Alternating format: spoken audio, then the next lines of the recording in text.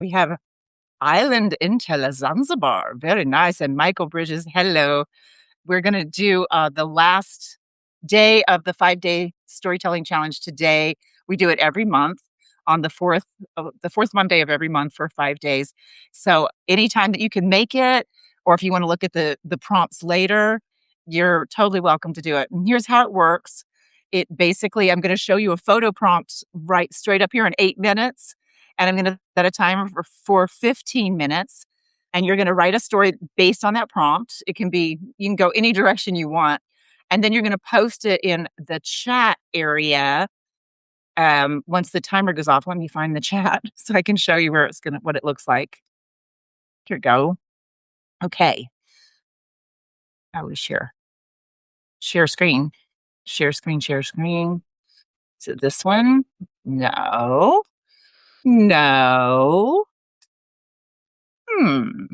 I just had it open. What happened? Oh my goodness. I've lost my mind, I think. Here it is. All right. All right. So this is what it looks like. This is where all the prompts, if you want to go back and do them on your own, it's super fun. Just make sure you set a timer because the timed output is a really big part of this whole thing because it makes you think um, quickly and you're actually training your brain to start bubbling ideas up quicker. So it's good for your creativity and it maps over to different kinds of writing too. You'll find it really hones just any kind of writing you want to do. So this is what it looks like. This is today's prompt, which I'll have on a timer right here. You can see when it's time.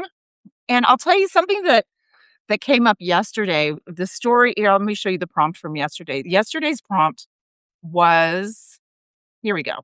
This little dog right here getting ice cream from this man.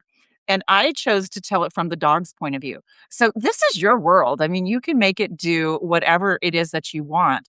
It can be from the dog perspective. It could be that we had a girl brushing her teeth. Maybe it's from the toothbrush perspective. You can make inanimate objects think and talk or whatever you want. You don't have to, but it's just another way to be creative and to think outside of the box. So when we get started, I'll let you go. I'll be writing alongside with you.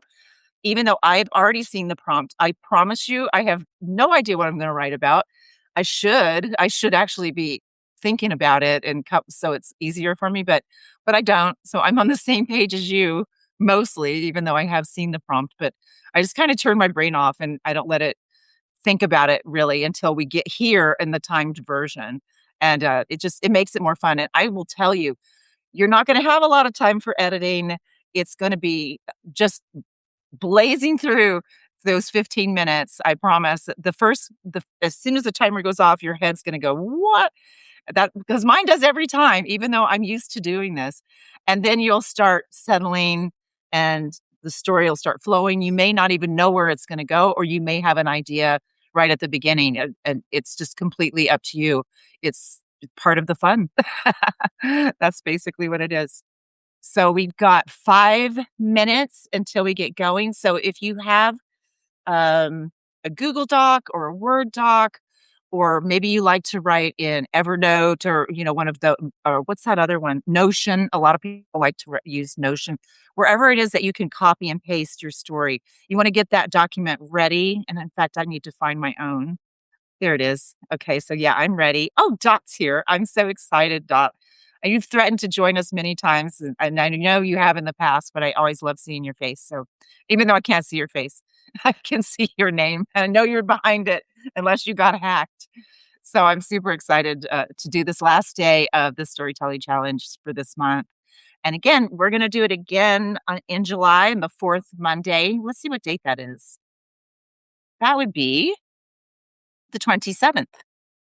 27th is when we kick it off again.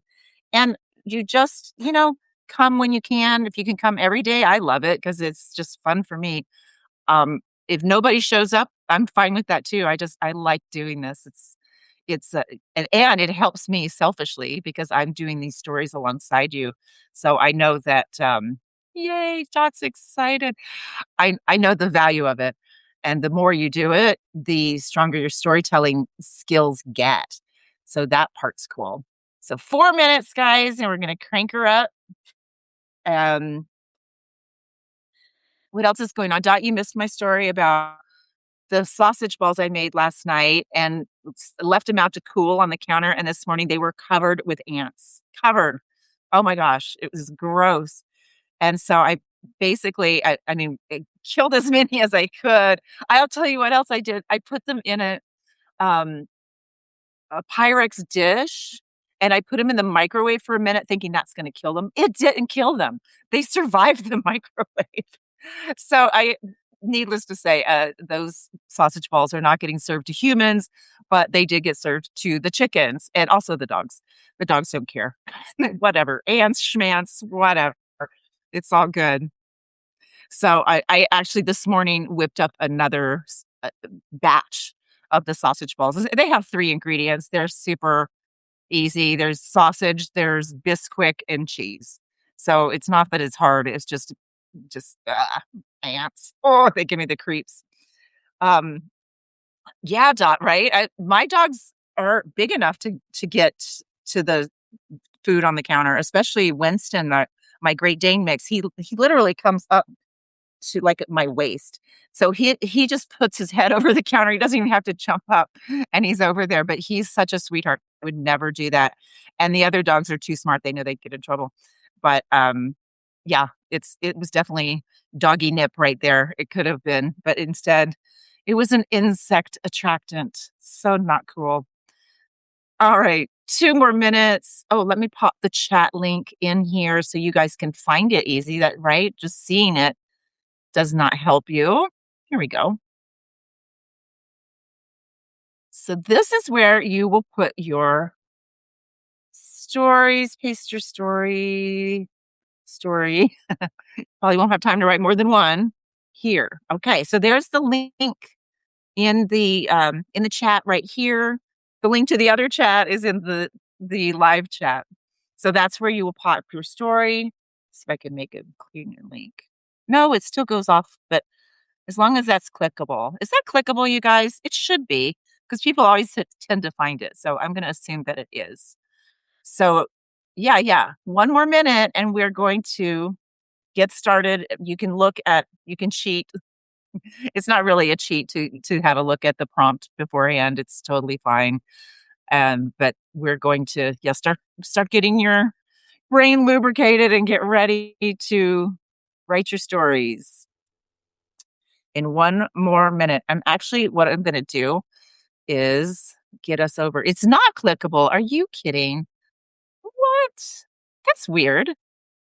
Okay, so huh. Well, that is totally uncool. I've done this before. Maybe, let's see. Here, copy the link that way. I don't know. Let's try this.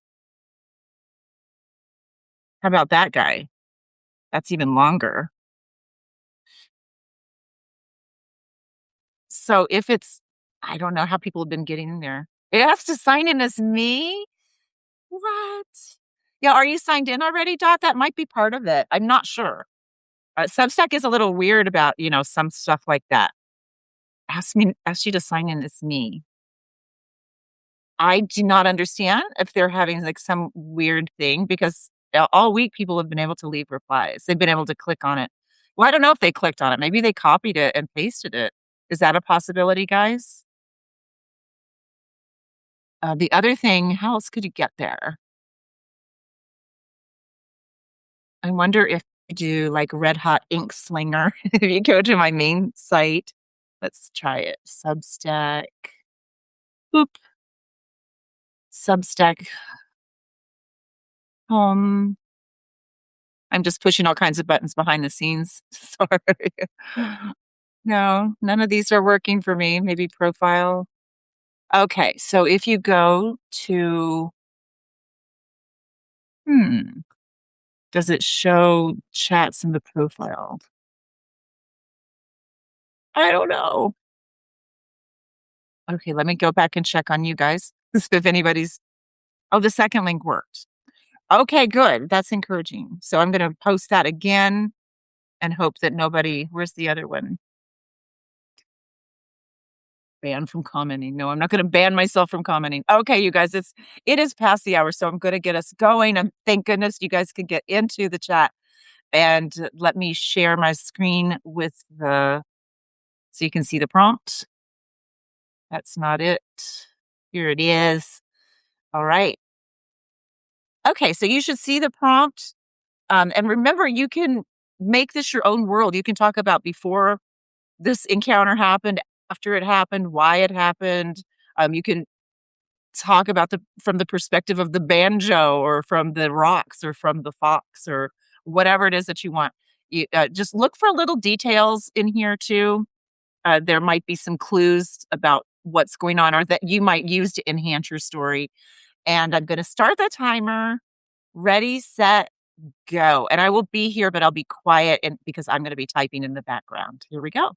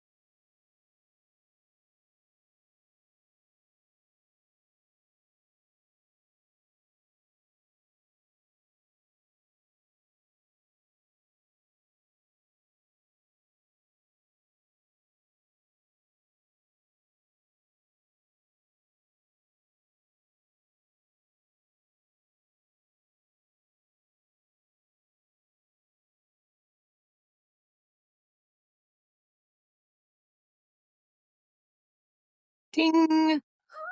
Pencils down. All right. We are at the stopping point. You guys beat me today. I saw Al and Dot had already have posted their stories. Well done, guys. I thought I finished early today. All right, got a little fan blowing my hair like Beyonce. Let's turn that down. Anyway, let's look and see what you guys have done. And that was kind of a fun one. I enjoyed that guy and the little fox. Okay, where's we at? I'm going to share the screen again. And there we are. There we are. And thank you. I didn't know you were in class this week in AWAI. I love AWAI. That's very cool. I want to hear more about that when we chat. So yeah, I want to know what you're doing. So anyway, let us see this one, The Listener. And I love that you give it a title. I honestly, by the time I'm done writing, I'm just like, I'm out of breath. And I don't have time to go back and give it a title, but that's really nice. And it kind of gives you like I don't know if you do the title at the beginning or the end. If you do it at the beginning, it kind of gives you a theme. If you do it at the end, I guess you look and see what wraps it up. So I come from ice. The hill is dry, brittle underfoot, full of seed husks and small sounds. This is good ground for hunting. I keep my nose low. I listen for rustling. I trust the language of the grass. Then I hear something that does not belong to the hill, not wing beat, not wind, not thin cry of prey. A man stands ahead of me holding a round bellied wooden thing against his body.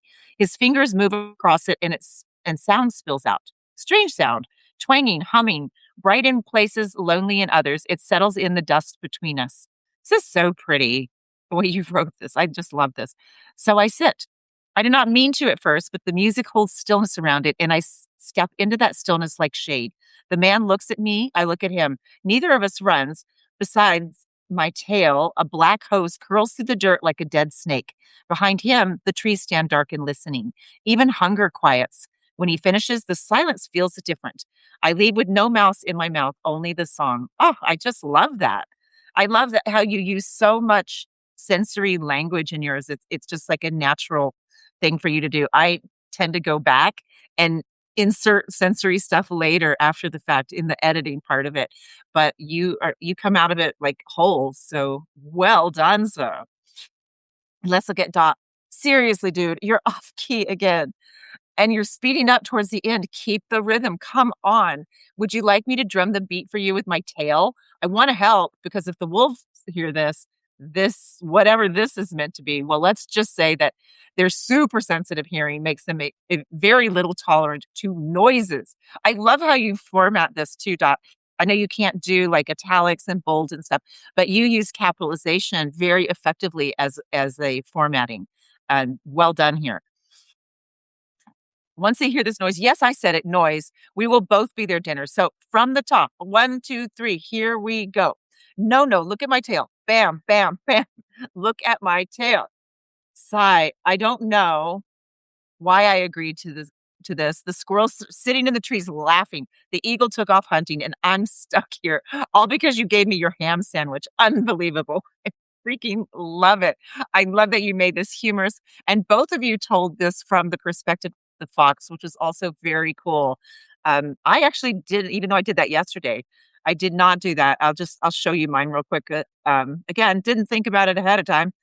Ever since Ethan mastered the banjo at 8. He carried it everywhere. His teacher tried to make him keep it in the office during class, but he insisted it was his emotional support banjo, and the school had no grounds to stop him.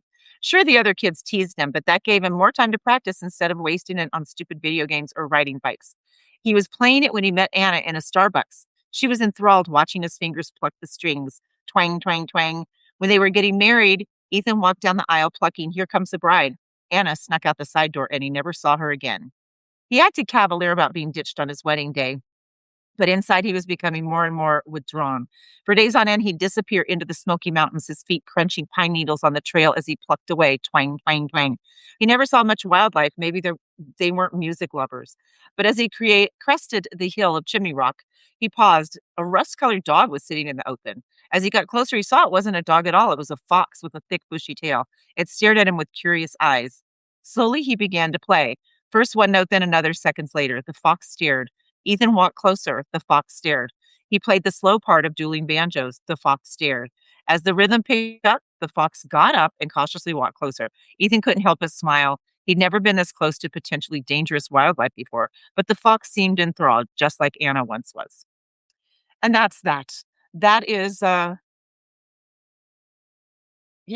that's what we've got here.